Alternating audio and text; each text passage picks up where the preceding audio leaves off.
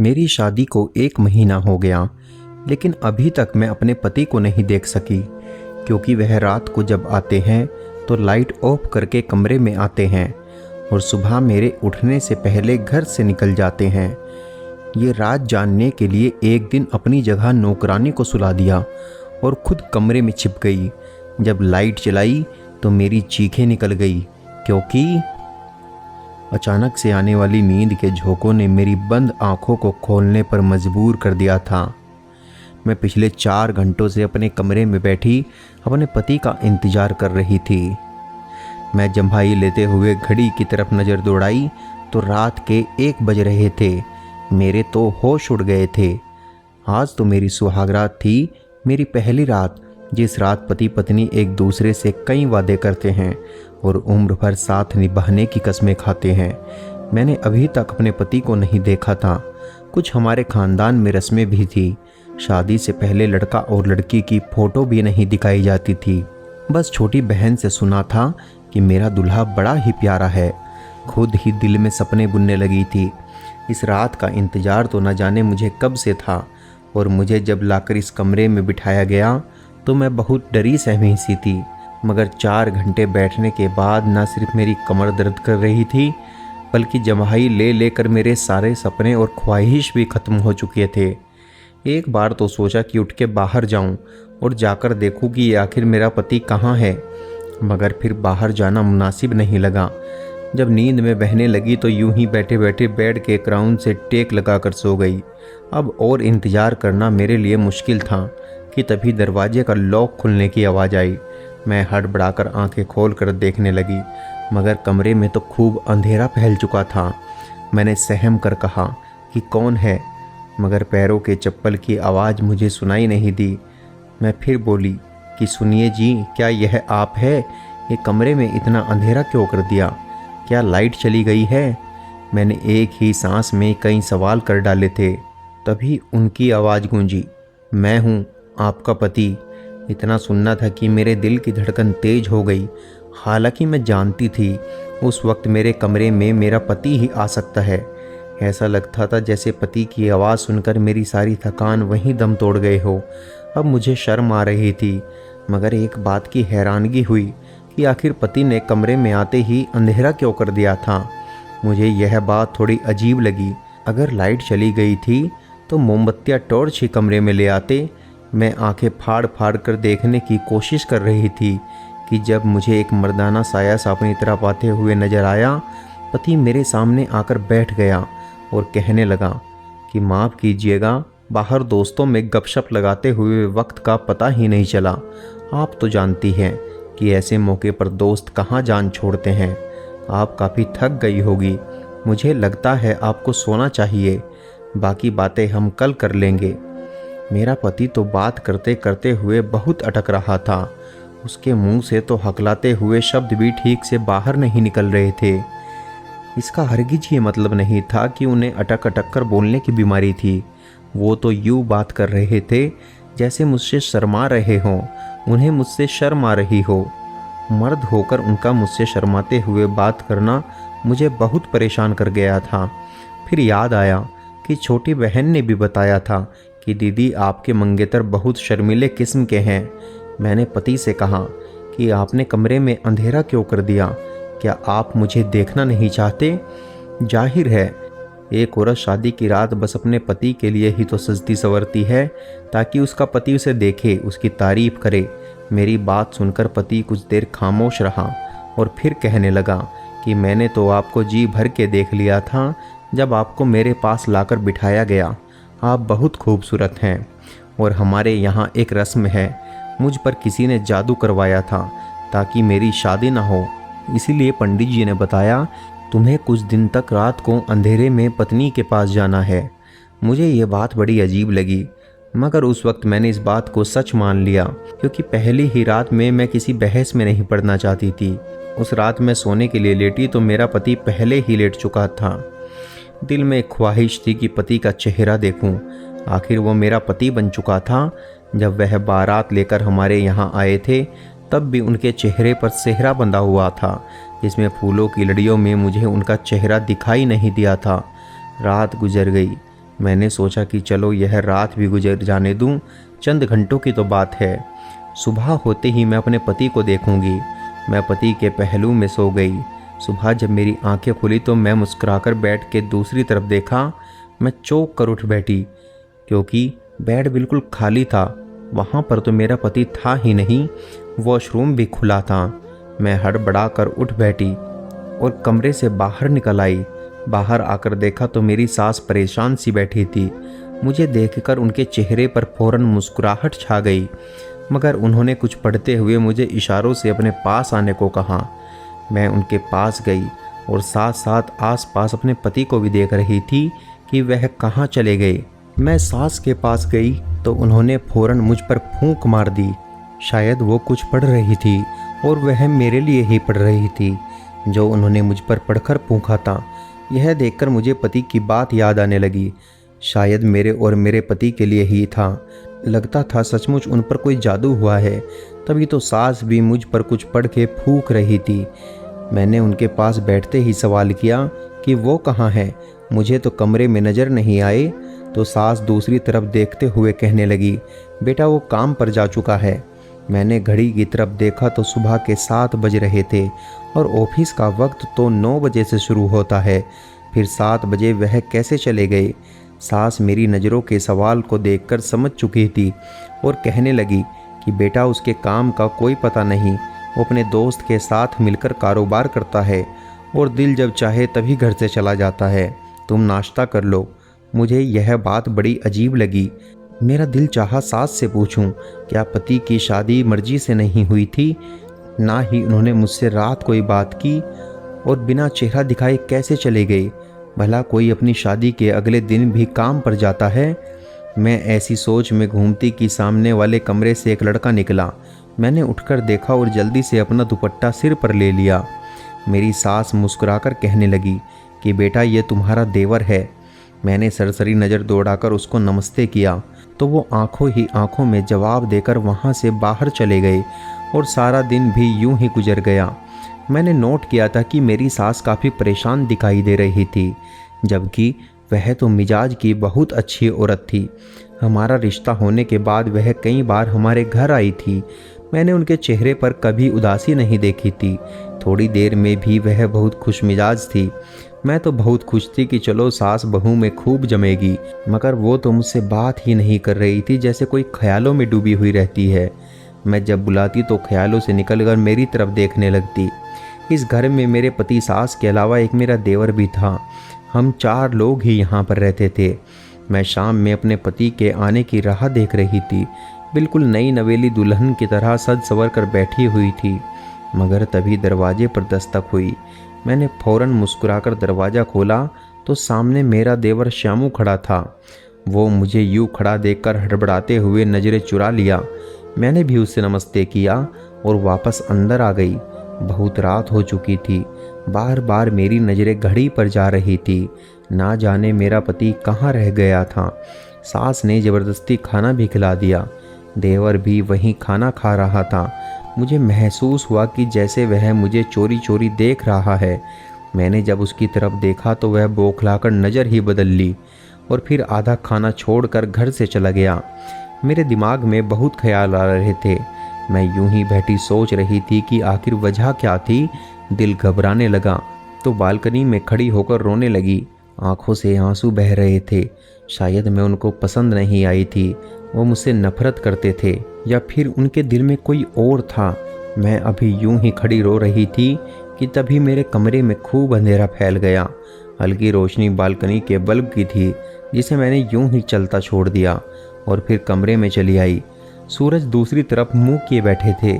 मैं आज हर बात क्लियर करना चाहती थी, इसलिए बिना कुछ कहे पति के पास जाकर बैठ गई। मेरा कंधा पति के कंधे से लग गया तो वह फौरन मुझसे इतना दूर हुए कि उनका कंधा दोबारा मेरे कंधे से न लगे। मैं पति से हर बात क्लियर करना चाहती थी कि आखिर वो मेरे साथ ऐसा क्यों कर रहे हैं। मैंने एक बार फिर पति की तरफ देखा और डरते डरते पति का हाथ थाम लिया। मेरा हाथ महसूस करते ही फौरन सूरज ने अपना हाथ छुड़वाया और उठ खड़े हुए। दूसरी तरफ मुड़ के कहने लगे कि जो भी बात करनी है जल्दी करे, मैं बहुत थका हुआ हूँ, मुझे नींद आ रही है। पति की बातें मेरी आंखों में आंसू ले आए थे। मैं बोली कि क्या आप किसी और को पसंद करते हैं? अगर ऐसी कोई बात थी तो आपने मुझसे शादी क्यों की? पति फौरन गला खकार कर बोले कि मैं किसी और को पसंद नहीं करता, बस मेरी एक मजबूरी है। ना ही मैं आपको अपना चेहरा दिखा सकता हूँ और ना ही मेरे पास वक्त है जो मैं आपके पास बैठकर मोहब्बत भरी बातें करूँ। मुझे गुस्सा भी आ रहा था कि आखिर ये कौन सी मजबूरी थी कि मेरा पति मुझसे दूर भागे और मैं उसके पास आने की कोशिश करती रहूं। उस दिन के बाद कई दिन यूं ही गुजर गए और सारी रात मैं यूं गहरी नींद सोती थी कि मेरी आंख सुबह ही जाकर खुला करती थी। सारा दिन पति घर से बाहर रहता और दूसरी तरफ मुझे ना जाने क्यों यह महसूस होने लगा कि जैसे मैं किसी की नज़रों में हूँ। लेकिन जब मैं इधर उधर देखती तो कोई नज़र नहीं आता था। एक बार मैं शाम की चाय बनाकर अपने सास के कमरे में जाने लगी तो उनकी आवाज़ सुनकर वहीं रुक गई। वो शायद किसी से फ़ोन पर बात कर रही थी। बार बार वो एक ही शब्द कह रही थी, पता नहीं कौन था, लेकिन मेरी सास उसकी विनती कर रही थी। ना जाने मेरी सास को कौन ब्लैकमेल कर रहा था। मैंने जब उनके कमरे का दरवाज़ा खटखटाया और कमरे में दाखिल हुई तो वो फ़ोन बंद करके अपने आंसू पोंछने लगी। मैंने उनके रोने की वजह पूछी तो वो कहने लगी कि उनका भाई है, उनसे नाराज़ है, कई साल हो गए हैं, उनसे सीधे मुंह बात भी नहीं करता है, ना ही कभी उनसे मिलने आता है। वो उसकी फ़ोन पर रो रो कर विनती करती है। मेरा दिल अपनी सास की बात सुनकर उदास हुआ था, मगर उसके बाद जो सच्चाई मेरे सामने आई मैं दंग रह गई थी। चंद दिन बाद ही सास की बहन उनसे मिलने आ गई। मुझसे भी बड़े प्यार से मिली, खाना भी हमारे साथ खाया। मैंने अगले दिन, मेरी सास अभी सो ही रही थी कि मौसी जाग गई। मैं किचन में अपने लिए नाश्ता बना रही थी, तभी मौसी भी वहाँ आ गई। उनसे कहने लगी कि मैं उनके लिए भी नाश्ता बना दूँ। मैंने उनके लिए भी नाश्ता बनाया और हम एक साथ नाश्ता करने लगे। मौसी उससे कहने लगी, सूरज नज़र नहीं आ रहा, क्या अब तक सोया पड़ा है? कल से मैं आई हूँ, उस लड़के को मिलने की भी इच्छा नहीं हुई। मैंने कहा वो सुबह सवेरे ही काम पर चले जाते हैं। कहने लगी, चलो सुबह चला जाता है तो रात को वापस कब आता है? मैंने कहा वो बहुत देर से आते हैं। मेरी बात पर मौसी खामोश हो गई थी, फिर अपनी चाय पीने लगी। मुझे एकदम से अपनी सास की भाई का ख्याल आया तो मैंने भी जिक्र कर दिया। मैंने कहा, आपके भाई साहब किस बात पर इतना ज़्यादा नाराज़ हैं कि मेरी सास उनसे विनती करती है रोज़, लेकिन वह है कि अपनी बहन पर जरा भी तरस नहीं खाते। मेरी बात सुनकर मौसी हैरत में पड़ गई। कहाँ, कौन सा भाई? हमारा तो कोई भाई है ही नहीं, हम बस 2 बहनें ही हैं। यह बात सुनकर मैं दंग रह गई थी। अगर मेरी सास का कोई भाई नहीं है तो वह रो रो कर किससे विनती करती थी कि वापस आ जाए, एक बार उनसे मिले। मौसी भी नाउम्मीद हो गई थी और मेरी सास कहने लगी कि श्यामू उस लड़की से शादी नहीं करना चाहता था। मैंने कहा क्यों? तो वो कहने लगी कि उसकी मर्जी नहीं है। मैंने कहा अगर मर्जी नहीं थी तो इतने सालों से क्यों बात जोड़े रखी, पहले इनकार कर देता। मेरी सास कहने लगी कि यही बात मैंने श्यामू से भी कही। मैं अपने दोनों बेटों के हाथों बहुत दुखी हो चुकी हूँ, दोनों ही मर्जी के मालिक हैं। यह कहकर वह रोने लगी। मैं उन्हें तसल्ली देने लगी। तंग तो मैं भी अपने पति से आ चुकी थी, इसलिए मैंने सोचा कि शायद मैं उनके सामने हूँ इसलिए उन्हें मेरा एहसास नहीं है। क्यों नहीं कुछ दिन के लिए मैं अपने मायके चली जाऊँ ताकि उन्हें मेरी कद्र हो जाए।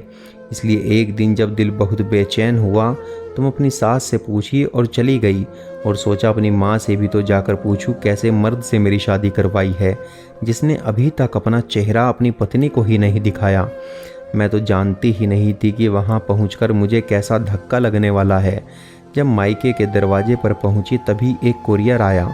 वो हमारे घर के बाहर था। मैंने उसे बोला किसका पेपर आया है? वो टटोल कर देखने लगी। उस पेपर पर तो मेरा ही नाम लिखा था।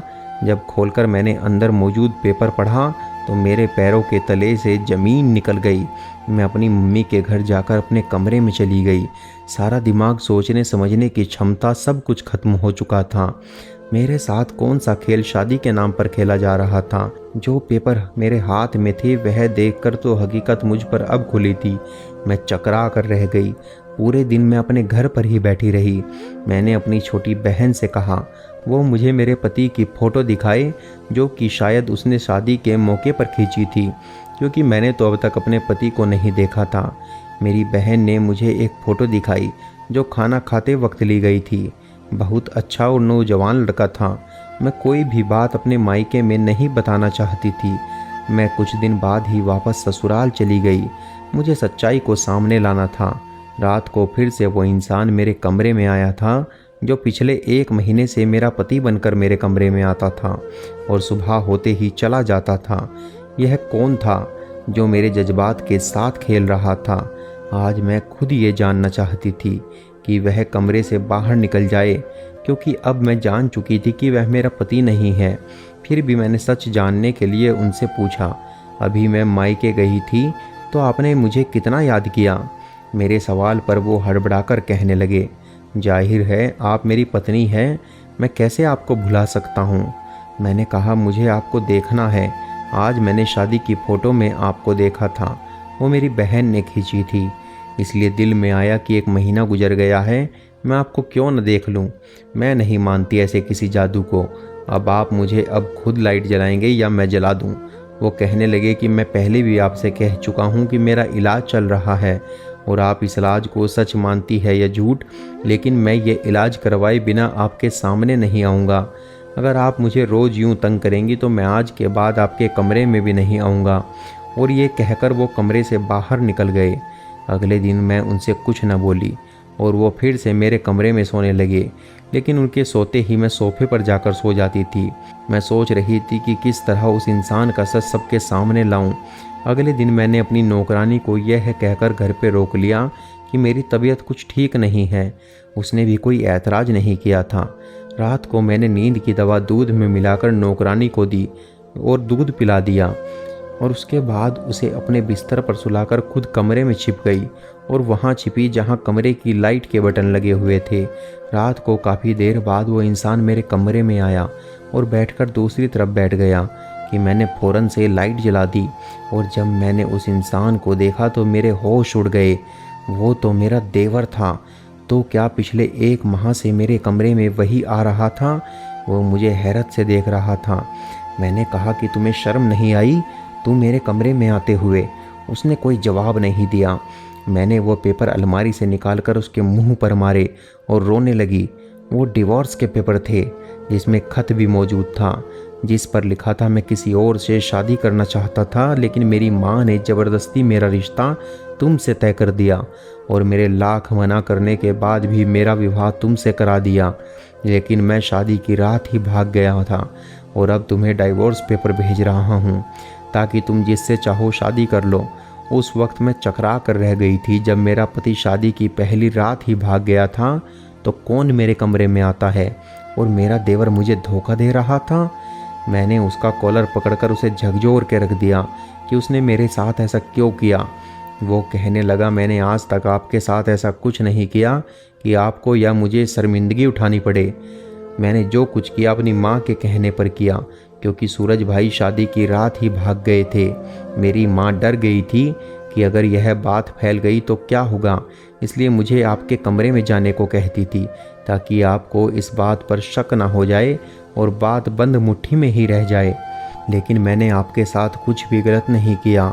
मैंने कहा, मैं यहाँ सिर्फ सच जानने आई थी। तुम्हारा भाई मुझे डाइवोर्स दे चुका है, इसलिए मेरा इस घर से कोई रिश्ता नहीं। मैं अगली सुबह अपने मायके चली गई और सारी बात अपने घर वालों को बता दी। मगर कुछ माह बाद मेरी सास हमारे घर आ गई। उन्होंने मेरे घर वालों से माफ़ी मांगी और मेरा रिश्ता शामू के लिए मांगने लगी। कहने लगी, अब अगर अपनी बेटी की शादी की तो आपको अच्छा रिश्ता नहीं मिलेगा। गलती मेरे बेटे की है और सज़ा आपकी बेटी को क्यों काटनी पड़े। मैंने सूरज से बहुत विनती की कि वो वापस आ जाए, लेकिन वो नहीं आया। मेरे मम्मी पापा ने मेरा विवाह शामू से करवा दिया।